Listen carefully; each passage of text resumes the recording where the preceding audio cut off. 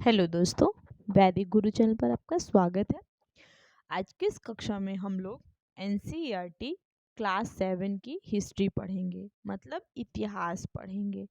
हमने इसके पहले क्लास 7 का ही पॉलिटी ख़त्म कर दिया है, ठीक है। और क्लास 6 की हिस्ट्री पॉलिटी भी ख़त्म कर दिया है हमने, ज्योग्राफी भी लिया था। और यहाँ हम स्टार्ट कर रहे हैं आज से एनसीईआरटी क्लास 7 की हिस्ट्री। तो इसको हम बहुत ही अच्छी तरीके से पढ़ेंगे एक कहानी के रूप में, ताकि आप बोर भी ना हो और चैप्टर आपको सब कुछ समझ में आ जाए, ठीक है। तो ये क्लास आपके लिए बहुत ही इम्पोर्टेंट होने वाली है और वीडियो को पूरा देखिएगा। चैनल को लाइक सब्सक्राइब और शेयर ज़रूर करिएगा। आप वैदिक गुरु चैनल पर हैं। तो हमारा ये जो चैप्टर है पहला इतिहास का, उसका नाम है प्रारंभिक कथन, 1000 वर्षों के दौरान हुए परिवर्तनों की पड़ताल। ठीक, तो इस चैप्टर के अंतर्गत क्या क्या है वो सारी चीज़ें पढ़ेंगे। पहली बात तो ये चैप्टर जो है वो आपका मध्यकालीन इतिहास के अंतर्गत आता है। ठीक, हमारा इतिहास भी प्राचीन काल, मध्यकाल और आधुनिक काल 3 भागों में है। तो इसमें जो है हम यहाँ पर जो पढ़ेंगे वो आपका मध्यकालीन इतिहास के बारे में पढ़ेंगे, जो हमारा 700 से लेकर 1750 ईस्वी तक होगा। ठीक है, 1750 ईस्वी तक होगा। तो इसमें क्या होंगे, इसमें देखिए हम लोग पढ़ेंगे कृषक समाजों के विस्तार के बारे में, क्षेत्रीय और सामाजिक राज्यों के बारे में, कैसे उनका उदय हुआ, ग्रामवासी वनवासी के बारे में, और कैसे हिंदू धर्म प्रधान हुआ करता था, इस्लाम धर्म का विकास, इन सब चीज़ों को हम थोड़ा थोड़ा करके पढ़ेंगे। और इसके पहले हमने जो क्लास 6 की थी हिस्ट्री, उसमें हमने गुप्त वंश के शासकों और हर्षवर्धन के बारे में पढ़ा था। और अब हम यहाँ पर कुछ नई चीज़ें पढ़ेंगे, आगे की तरफ जाएंगे। तो आइए हम देखते हैं इस चैप्टर को। यहाँ पर हम सबसे पहले देखेंगे, यहाँ पर देखिए, यहाँ पर मानचित्र आपको दिया हुआ है। सबसे पहले आप इस मानचित्र को देखिए, ये कैसा दिख रहा है आपको। ऐसा लग रहा है मानो ये उल्टा बना हुआ है, ठीक है। तो ये मानचित्र जो है वो 12वीं सदी में बनाया गया था, ठीक। और किसने बनाया था? भूगोल वेत्ता अल इद्रिसी ने बनाया था, ठीक।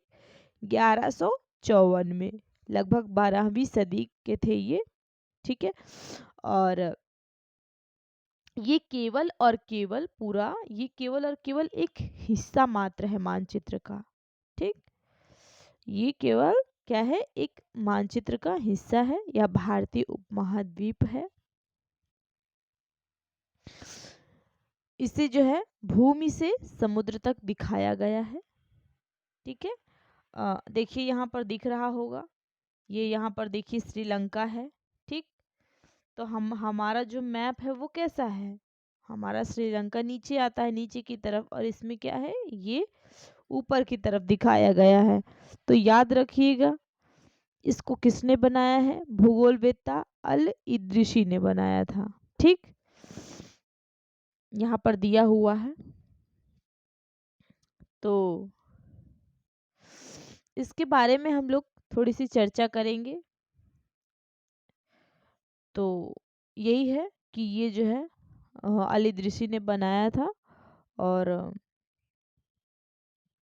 ये केवल और केवल एक हिस्सा मात्र है, नक्शे का एक हिस्सा है, ठीक है। अब हम आगे पढ़ेंगे हमारा दूसरा पोर्शन। ये देखिए एक दूसरा नक्शा दिख रहा है आपको ये।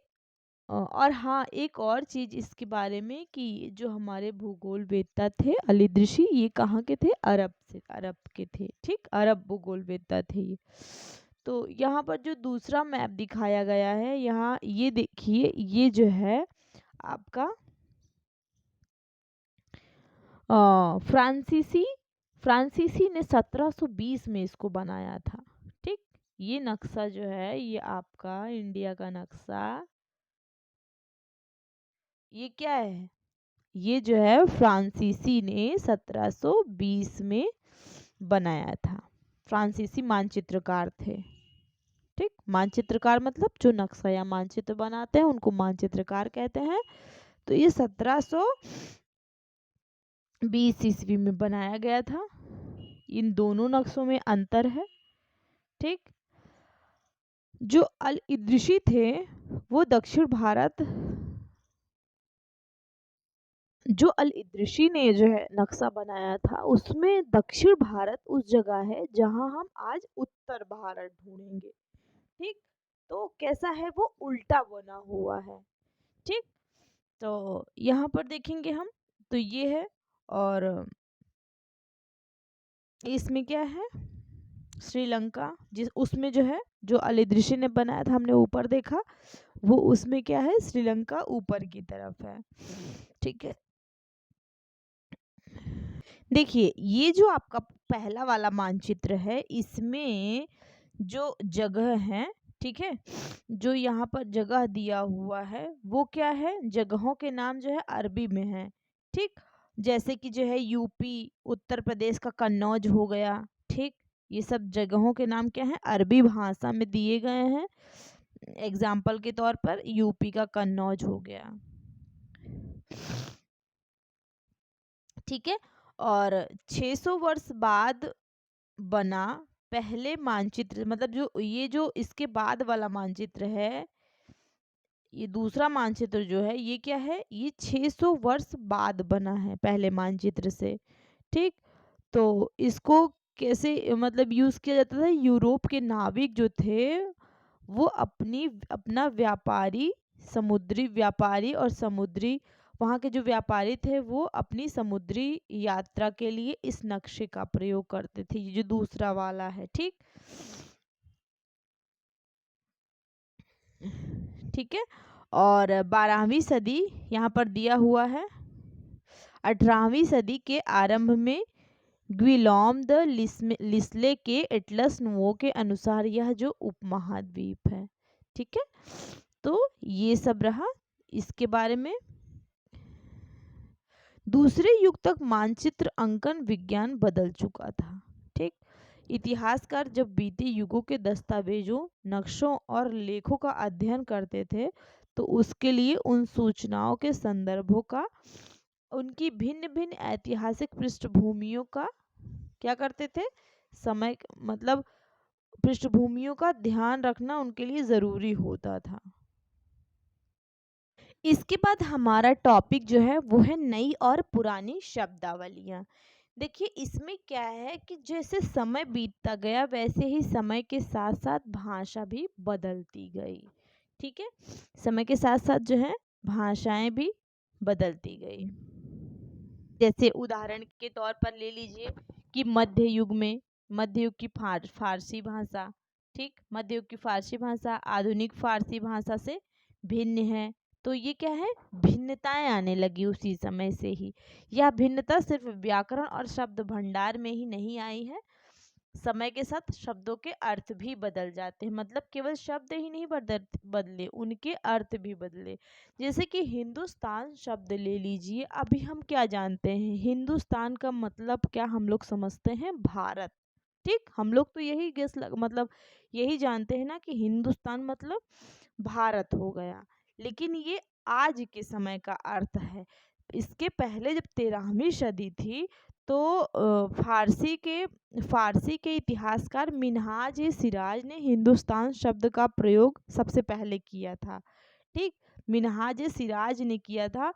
तो उन्होंने जब इसका जो है यूज़ किया, इस शब्द का प्रयोग किया, तो उसका आशय ये क्या मानते थे कि पंजाब, हरियाणा और गंगा यमुना के बीच स्थित इलाकों से था। ठीक, वो हिंदुस्तान का मतलब क्या समझते थे, पंजाब, हरियाणा और गंगा यमुना के बीच में स्थित जो इलाके थे केवल उतना ही हिंदुस्तान है उनके लिए। ठीक, तो ये जो शब्द था उनके लिए वो राजनीतिक अर्थ में उन इलाकों के लिए वो यूज़ किया करते थे, जो दिल्ली के सुल्तान के अधिकार क्षेत्र में आता था।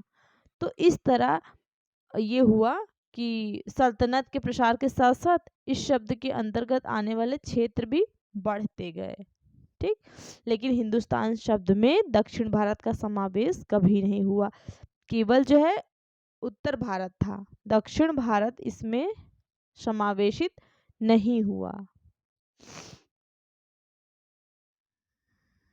उसके बाद देखिए, जो बाबर था 16वीं सदी के आरंभ में जब बाबर जो है बाबर ने इस शब्द का यूज किया हिंदुस्तान का, तो उसने कैसे यूज किया कि पशु पक्षियों और उपमहाद्वीप के भूगोल, पशु पक्षियों और यहाँ के निवासियों की संस्कृति का वर्णन के लिए क्या अलग अलग लोगों ने इसको अलग अलग तरह से यूज किया। उसके बाद जब अमीर खुसरो 14वीं सदी के जब अमीर खुसरो आए, तो उन्होंने इस शब्द का प्रयोग कैसे किया, हिंद के ही कुछ कुछ समान था, उन्होंने जो इसका यूज किया तो वो क्या था, हिंद के कुछ कुछ समान ही था। लेकिन आज हम जो इसको यूज करते हैं वो कैसा, हिंदुस्तान का मतलब भारत समझते हैं। ठीक, अब देखिए आगे हम थोड़ा सा इसके बारे में जानकारी लेते हैं।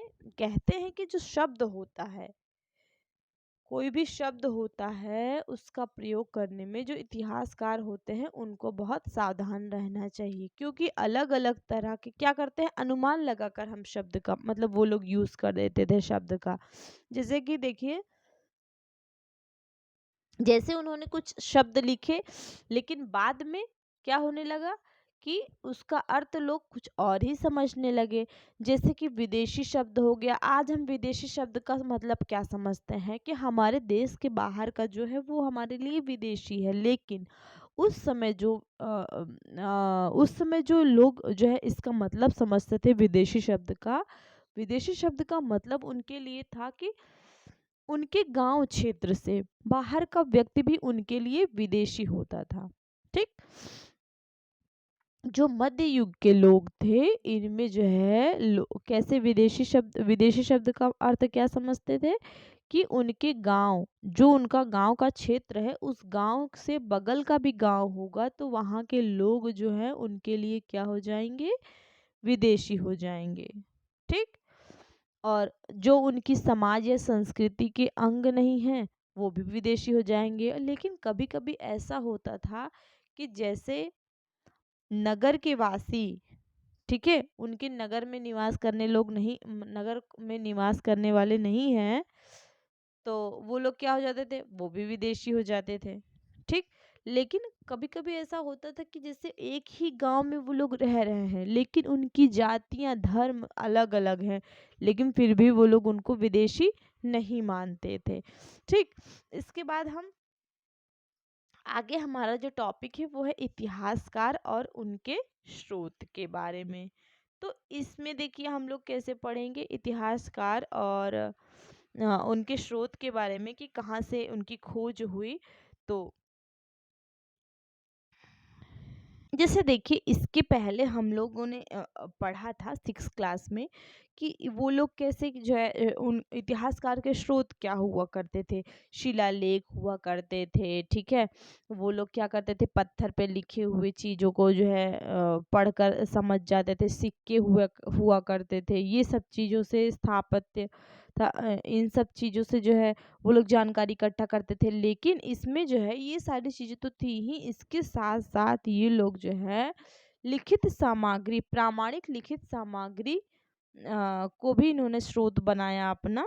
तो ये लोगों ने क्या किया कि इस युग में प्रामाणिक लिखित सामग्री की संख्या और विविधता आश्चर्यजनक रूप से बढ़ गई। इसके आगे इतिहासकार सूचनाओं के दूसरे प्रकार के स्रोत को इस्तेमाल इन्होंने धीरे धीरे कम कम कर दिया। इस दौरान जो है कागज जो है, पेपर जो है वो बहुत सस्ते मिलने लगे थे, तो यहाँ पर उसका यूज़ जो है बहुत ज़्यादा होने लगा था। लोग अपने जो धर्म ग्रंथ हैं और शासकों के वृत्तांत, संतों के लेखन तथा उपदेश जो हैं, अर्जियाँ, फिर अदालतों के दस्तावेज, हिसाब किताब, ये सब चीज़ें जो हैं कैसे इन्होंने पेपर पर लिखना शुरू कर दिया। ठीक। और धनी व्यक्ति जो थे वो शासक, जन, मठ तथा मंदिर पांडुलिपियां एकत्रित किया करते थे। इन पांडुलिपियों को पुस्तकालयों तथा अभिलेखागारों में रखा जाता था। अभिलेखागार का मतलब क्या हुआ गया कि जहाँ पर ऐसा स्थान जहाँ पर दस्तावेज और पांडुलिपियों को इकट्ठा करके रखा जाता रहा हो। ठीक। आज सभी राष्ट्रीय और राज्य सरकारों ने अभिलेखागार मतलब सभी राष्ट्रीय और राज्य सरकार के अपने अभिलेखागार होते हैं। ठीक। जहाँ पर वो पुराने कागजात, अपने सरकारी मतलब दस्तावेज, अभिलेख, ये सब रखते हैं। तो ये सारी चीजें होने लगी। उसके बाद क्या हुआ उस समय? देखिए, उस समय प्रिंटर नहीं हुआ करते थे। ठीक। छापे खाने उसको बोलते हैं। तो प्रिंटर जो है, छापे खाने तो हुआ नहीं करते थे। तो वो लोग कैसे करते थे कि कोई चीज हुई ना, मतलब कोई चीज लिखनी है, उसका नकल लिखते थे। कैसे? वो हाथ से लिखते थे। जैसे कि बच्चे जो है किसी की स्कूल नहीं गए हैं तो किसी अपना होमवर्क, अपना क्लास वर्क जो है दूसरे की कॉपी से लिख कर उतारते हैं ना, तो वैसा किया करते थे ये लोग। ठीक। तो ये जो है क्या करते थे, उसको अपनी लिखावट में लिख देते थे। लेकिन कभी कभी ऐसा होता था कि किसी की राइटिंग नहीं अच्छी है तो वो समझ में नहीं आता था। तो बाद में क्या है, मजबूरन जो है उनको अंदाजा लगाकर, शब्द अगर कोई नहीं समझ में आ रहा है तो अंदाजा लगाकर उसको लिखते थे। ठीक। तो इस समय इस तरह जो है समस्याएं होने लगी आगे चलकर। क्या समस्या होने लगी कि पूरा का पूरा लेख ही चेंज होने लगा। ठीक। क्या किया करते थे कि मतलब जो है, जब ये लोग प्रतिलिपियां किसी की बनाते थे तो इसमें क्या होता था कि अगर कुछ नहीं समझ में आ रहा तो छोटा मोटा हेर फेर करने लगे, तो इससे पूरी की पूरी प्रतिलिपि ही चेंज होने लगी। तो यही समस्या आ गई। तो क्या हुआ करता था कि लेखक इससे जो है जो मूल प्रतिलिपि है वो मिल पाना मुश्किल हो गया। ठीक। तो एक ही चीज को नहीं, बहुत सारी, मतलब बहुत सारी प्रतिलिपियों को पढ़ने के बाद ही जो है इसमें अनुमान लगाया जा सकता था। और कई बार क्या हुआ करता था कि जो लेखक होते थे वो समय समय पर अपनी खुद की वृत्तांत को अलग अलग, मतलब संशोधन करते रहते थे। तो इसी तरह जो है 14वीं शताब्दी के इतिहासकार जियाउद्दीन बर्नी जो थे, जियाउद्दीन बर्नी ने अपना वृत्तांत पहली बार 1356 में और दूसरी बार इसके 2 वर्ष बाद जो है 1971, इसके 2 वर्ष बाद लिखा। ठीक। पहली उन्होंने कब लिखी अपना जीवन वृत्तांत? 1356 में लिखा, और दूसरा जो है 2 वर्ष के बाद लिखा। लेकिन दोनों में क्या था, अंतर है। लेकिन 1971 तक इतिहासकारों को पहली बार वाले वृत्तांत की जानकारी नहीं थी। ठीक। वो कहीं पुस्तकालय में कहीं नीचे दब गई थी। इसके बाद नए सामाजिक और राजनीतिक समूह के बारे में हम पढ़ेंगे कि सन 1700 से 1750 के बीच 1000 वर्षों का अध्ययन इतिहासकारों के आगे भारी चुनौती रखता है। इसमें क्या हुआ कि यहाँ पर देखिए कि जो है इसमें बताया गया है कि इस काल में अलग अलग समय पर नई प्रौद्योगिकी के दर्शन होते हैं। जैसे कि सिंचाई के लिए रहट का प्रयोग होने लगा, कताई के लिए चरखी का प्रयोग होने लगा, और युद्ध में आग्नेयास्त्र मतलब बारूद वाले हथियार का इस्तेमाल होने लगा। और इस उपमहाद्वीप में नई तरह के खान पान भी आए, जैसे कि आलू, मक्का, मिर्च, चाय, कॉफ़ी, ये सब चीज़ें आ गई। ठीक। और नई प्रौद्योगिकियां और फसलें उन लोगों के साथ आए जो नए विचार भी लेकर आए। ठीक। नए नए विचार जिनके साथ पनपने लगे, उनके साथ ही ये नई प्रौद्योगिकियां और फसलें भी आईं। इसके बाद हुआ क्या परिणाम समूह? यह काल आर्थिक, राजनीतिक, सामाजिक और सांस्कृतिक परिवर्तनों का भी काल रहा। ठीक। इसके बाद देखिए, इस युग में लोगों की गतिशीलता, एक स्थान से दूसरे स्थान पर आना जाना भी बहुत ज़्यादा बढ़ गया। अवसर की तलाश में लोगों के झुंड दूर दूर की यात्राएं करने लगे। यहाँ पर लोग जो है वो कैसे यहाँ से वहाँ यात्राएं करने लगे।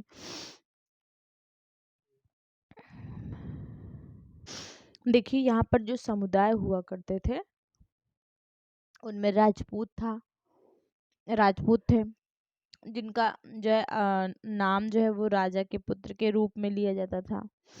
और 8वीं से 14वीं सदी के बीच यह नाम आमतौर पर योद्धाओं के उस समूह के लिए प्रयुक्त होता था जो क्षत्रिय वर्ण, मतलब ये लोग जो है जो क्षत्रिय वर्ण के होते थे वो क्या क्या होते थे, राजपुत्र होते थे। ठीक। अ, ये इसके अंतर्गत जो है राजा और सामंत वर्ग ही नहीं बल्कि वे सेनापति और सैनिक भी आते थे जो पूरे उपमहाद्वीप में अलग अलग शासकों की सेनाओं में सेवारत थे, कार्य मतलब कार्य करते थे। ठीक। कवि और चारण जो हुआ करते थे उस समय वो राजपूतों की आचार संहिता, प्रबल पराक्रम और स्वामी भक्ति का गुणगान करते थे, उनकी वाहवाही करते थे। और इस युग में राजनीतिक दृष्टि से महत्व हासिल करने के अवसरों पर लाभ जो है मराठा, सिख, जाट, अहोम और कायस्थ ये लोग जो है ये लोग उठाते थे। इस पूरे काल के में जो है जंगलों की कटाई हो रही थी। ठीक। खेती का इलाका बढ़ रहा था। कुछ क्षेत्रों में यह परिवर्तन अन्य क्षेत्रों की अपेक्षा अधिक तेजी से और पूरे तौर पर हुआ। पर्यावास में परिवर्तन के कारण कई वनवासियों को मजबूरन अब जो है अपना स्थान छोड़ना पड़ा। ठीक। क्योंकि ज़्यादा से ज़्यादा जो है वो भूमि जो है वो कृषक योग्य बनाने लगी। वो कृषक मतलब जुताई योग्य, मतलब वो लोग क्या करने लगे, जमीन को जुताई के लिए कृषक योग्य बनाने लगे। ठीक। तो कृषकों के अलग समूह बन गए। इनमें जो है मुखिया, पुजारी, मठ और मंदिरों से ये लोग कृषकों के जो ये जो समूह बने वो क्षेत्रीय बाजार, मुखियाओं, पुजारियों, मठों और मंदिरों से बहुत ज़्यादा प्रभावित हुए। ठीक। और पर्यावास मतलब क्या हो गया कि एक ऐसा क्षेत्र जहाँ वहाँ पर रहने वालों की सामाजिक और आर्थिक जीवन शैली से है। ठीक। पर्यावास का मतलब क्या हो गया, पर्यावास का तात्पर्य है कि क्षेत्र के पर्यावरण और वहाँ के रहने वालों की सामाजिक और आर्थिक जीवन शैली। ठीक। और इस तरह जो है धीरे धीरे आगे बढ़ते हुए लोग जो है किसानी करने लगे, खेती करने लगे। ठीक। अनाज उगाने लगे, ज़्यादा से ज़्यादा जमीनें जो है उपजाऊ होने लगी।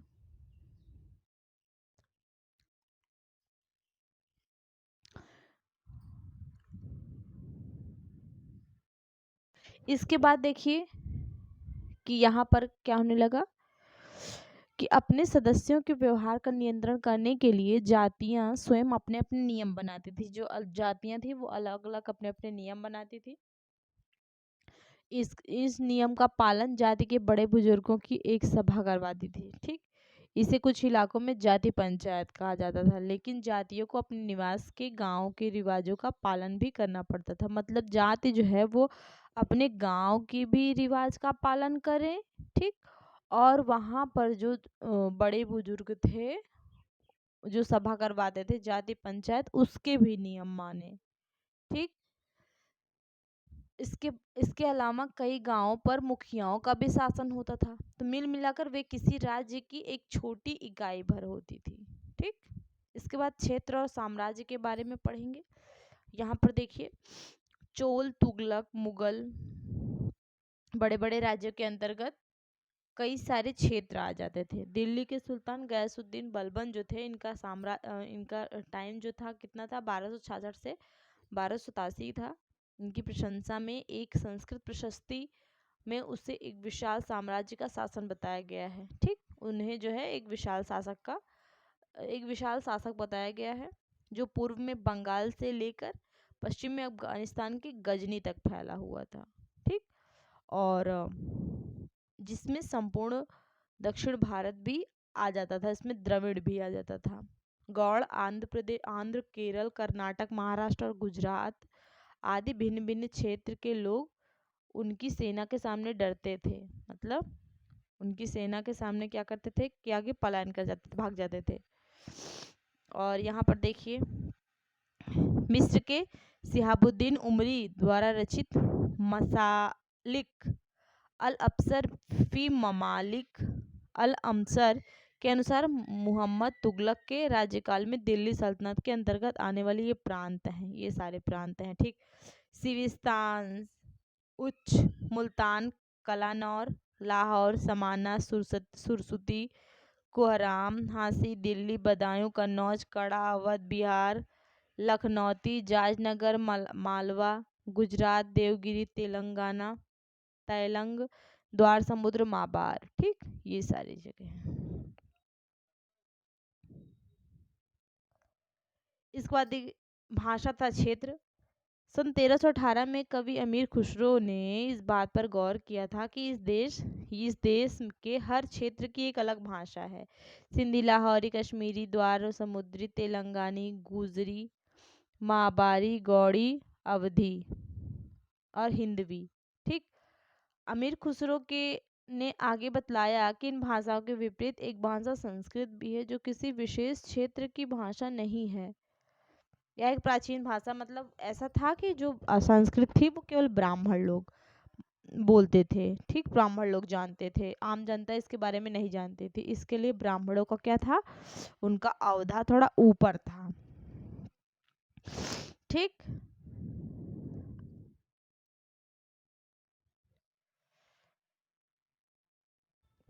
इसके बाद देखिए कि यहाँ पर जो है बताया गया है कि 18वीं सदी में मुगल वंश का पतन, मतलब पतन की ओर जा रहा था।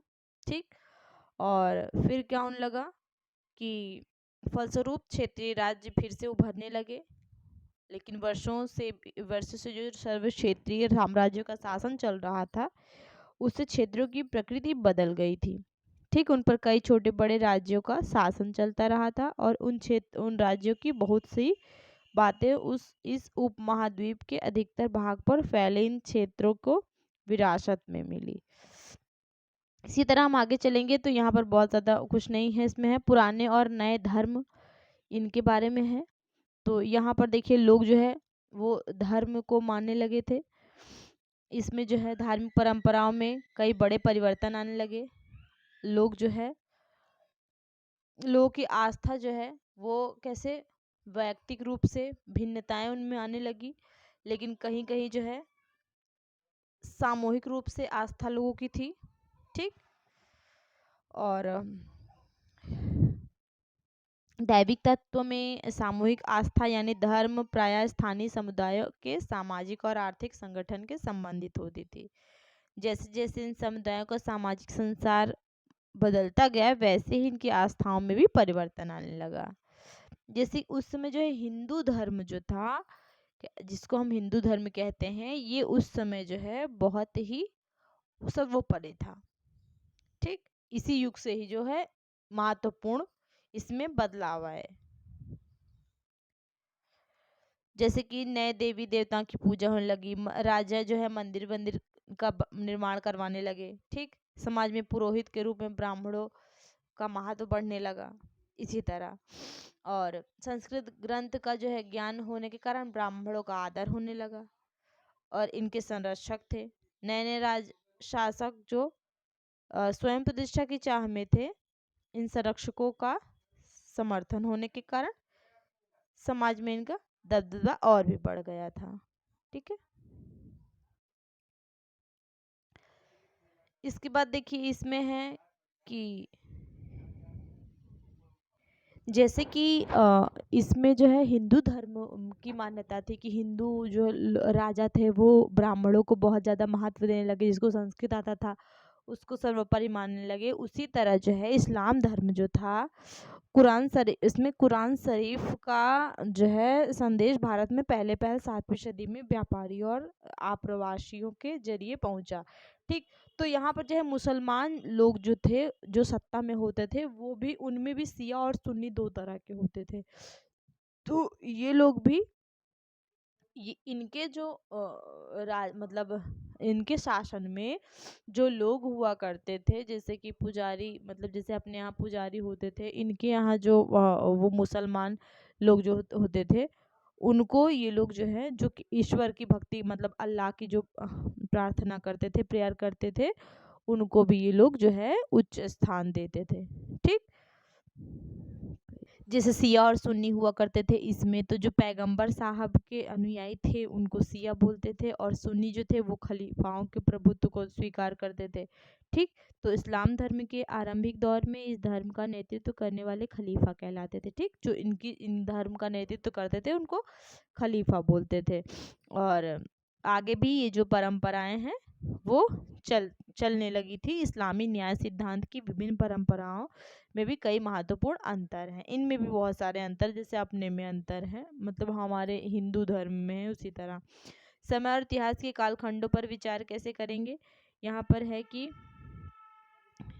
इतिहासकार समय को केवल घड़ी या कैलेंडर की तरह नहीं देखते, यानी कि केवल घंटों, दिन या वर्षों वर्षों बीतने के लिए के रूप में ही नहीं देखते हैं। उनका नज़रिया यह है कि समय सामाजिक और आर्थिक संगठन में आने वाले परिवर्तनों को झलकाता है, ये दिखलाता है। ठीक, विचार और विश्वासों में कितना स्थायित्व है, ठीक, कितना परिवर्तन आया है, ये सारी चीज़ें हैं इसमें।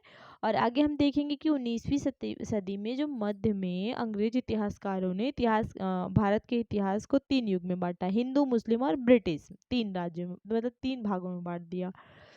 ये विभाजन जो है इस विचार पर आधारित था कि शासकों का धर्म ही एकमात्र महत्वपूर्ण ऐतिहासिक परिवर्तन होता है और अर्थव्यवस्था, समाज और संस्कृति में और कोई भी महत्वपूर्ण बदलाव नहीं आता है। ठीक, इसी तरह जो है देखिए, ये रहा पूरा का पूरा आपका चैप्टर। इन 1000 वर्षों के दौरान इस उपमहाद्वीप के समाजों में प्रायः परिवर्तन आते रहे और कई क्षेत्रों की अर्थव्यवस्था तो इतनी समृद्ध हो गई थी कि उसने यूरोप की व्यापारी कंपनियों को भी आकर्षित करना आरंभ कर दिया। इस पुस्तक को पढ़ते समय आप परिवर्तनों के चिन्ह तथा यहाँ सक्रिय ऐतिहासिक प्रक्रियाओं पर ध्यान देते चले। ठीक, यहाँ पर देखिए अलग अलग तरह के बदलाव होते रहे, आगे ऐसे ही बदलाव होते जाएंगे। ठीक, तो आपने यहाँ पर जो भी पढ़ा, आइए हम देख लेते हैं थोड़ा उसका क्वेश्चन आंसर। यहाँ पर हमारा है कि अतीत में विदेशी किसे माना जाता था। तो देखिए, जिस प्रकार हम लोग विदेशी किसको मानते हैं, हमारे देश में जो नहीं रहता है वो विदेशी हो गया, इसी तरह अतीत में जो है वो दूसरे गांव या समाज के लोग जो है वो विदेशी माने जाते थे। ठीक, अब यहाँ पर सही और गलत का निशान लगाना है। इसमें कह रहे हैं कि 700 के बाद के काल के संबंध में अभिलेख नहीं मिलते, तो क्या ऐसा है? गलत। 700 के बाद के काल के संबंध में अभिलेख इसमें कह रहा है कि नहीं मिलते हैं। क्यों नहीं मिलते हैं? बिल्कुल मिलते हैं।